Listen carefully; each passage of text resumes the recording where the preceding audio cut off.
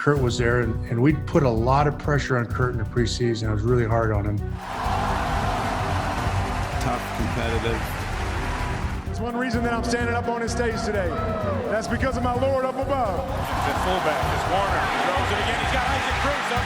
That's the 30 to the... Imagine being told you're not good enough for the NFL, then going on to become one of only 10 quarterbacks to win multiple MVP awards. That's Kurt Warner's story.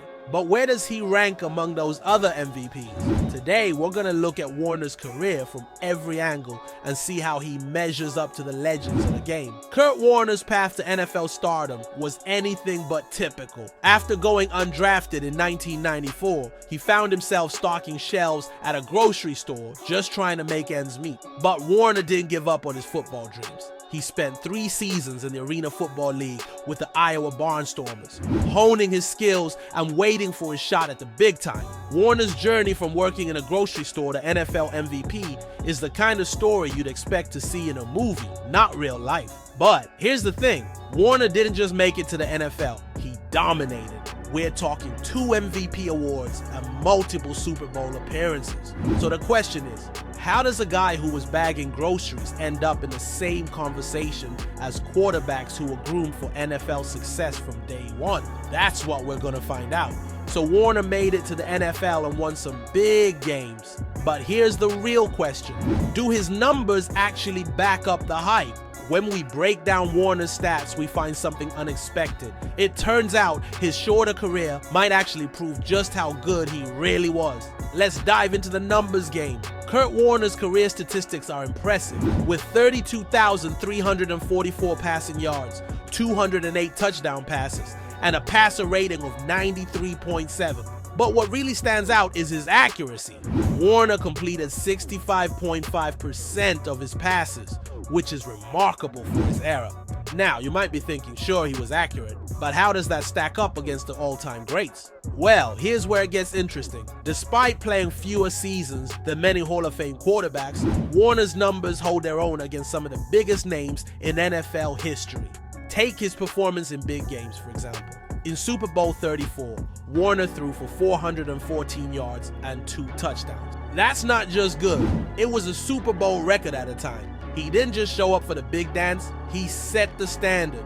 But Warner's playoff prowess goes beyond just one game. He holds the record for the most touchdown passes in a single postseason with 11. And get this, he's one of the few quarterbacks to throw for 5 touchdowns in 2 different playoff games. When the stakes were highest, Warner consistently elevated his game. Now let's talk about that 93.7 career passer rating. That puts Warner among the top quarterbacks in NFL history. It's not just a number, it's a testament to his efficiency and effectiveness as a starter. Remember, this is a guy who wasn't even supposed to make it in the league. Warner's impact went beyond his personal stats. He had a knack for making everyone around him better.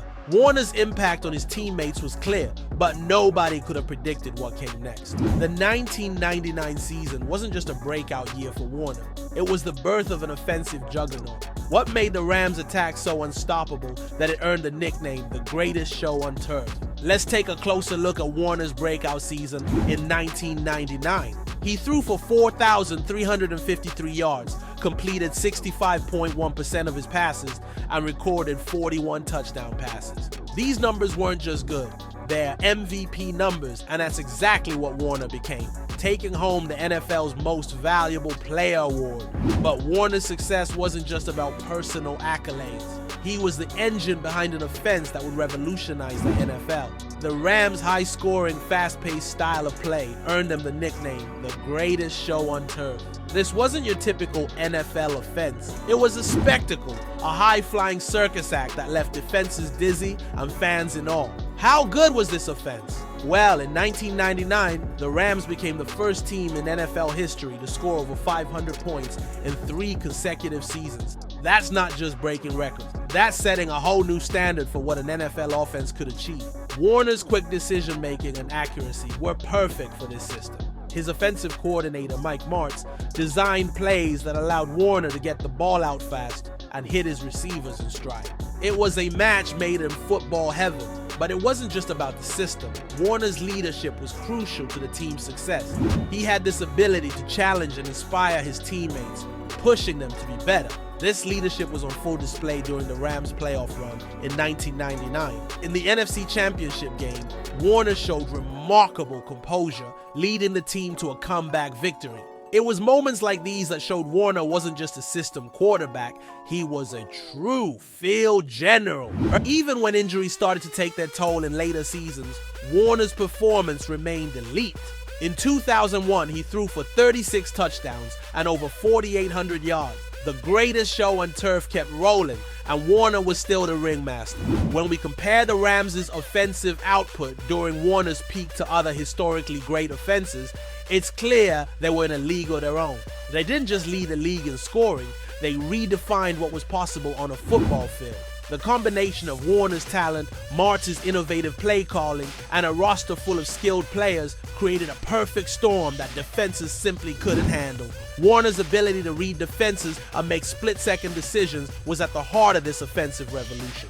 He could dissect the defense pre-snap, then deliver the ball with pinpoint accuracy to whoever had the best matchup. It was like watching a chess grandmaster, always 3 moves ahead of his opponent. Despite his success with the Rams, Warner's NFL journey was far from over.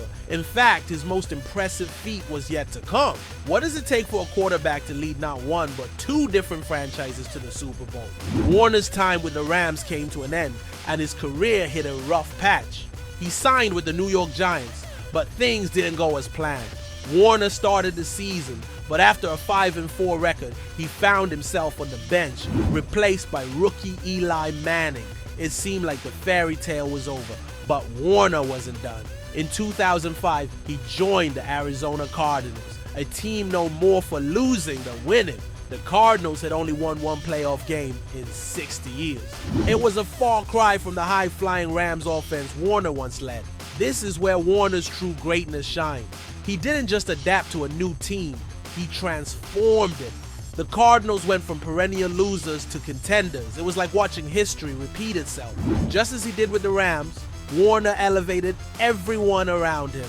The 2008 season was when everything clicked. Warner led the Cardinals to the playoffs, and that's when he really turned it on. He threw for 1,200 yards and 11 touchdowns in that postseason alone. That's not just good. It's an NFL record for touchdown passes in a single postseason.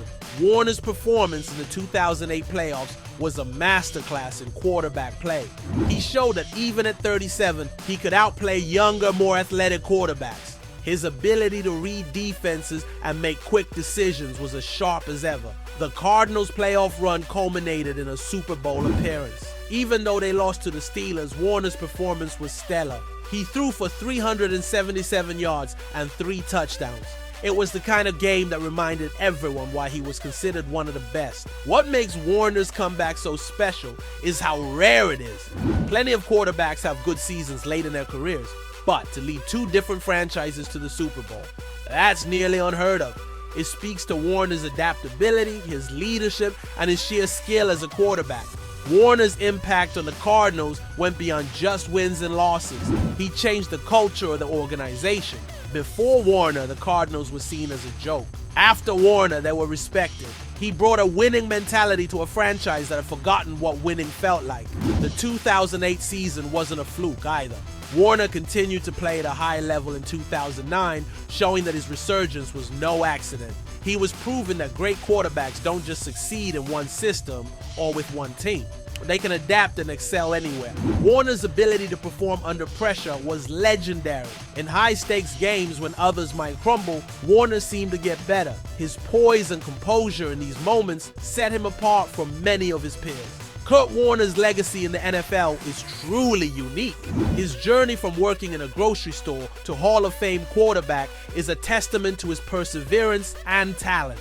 Warner's statistical excellence, including his record-breaking performances in the Super Bowl and playoffs, puts him among the elite quarterbacks in NFL history. But Warner's impact goes beyond numbers. He was a leader who elevated 2 different franchises to Super Bowl contention, showcasing his ability to adapt and excel in various systems. His style of play, particularly with the greatest show on turf offense, revolutionized NFL offenses and influenced future generations. Warner's story challenges our perceptions of what makes a quarterback great. It reminds us that success can come from unexpected places and that character is as important as statistics. In the end, Warner's legacy isn't just about touchdowns and yards, it's about inspiring others to never give up on their dreams. To stay updated with our latest content, make sure to hit that subscribe button. Thanks for watching, and see you in the next episode.